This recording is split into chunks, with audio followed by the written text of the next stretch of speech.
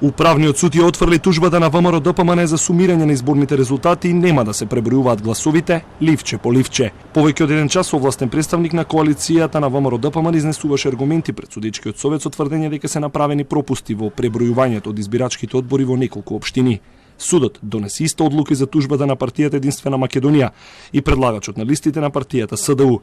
Заедно со денешните 4, судот отфрли вкупно 185 тужби кои произлегува од неколку илјади приговори до Државната изборна комисија по изборниот ден.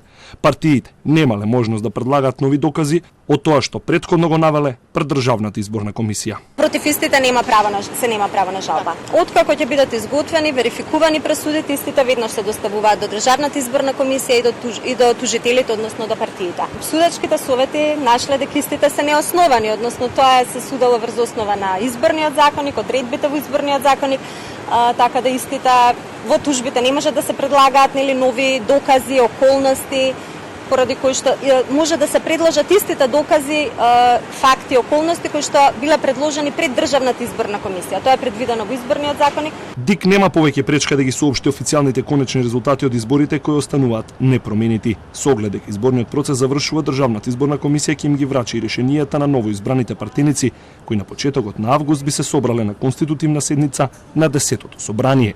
Рекордер во приговори и 101 тужба е партијата Левица, а правна борба пред управниот суд. Со 75 тужби водеше и Алијансата на албанците.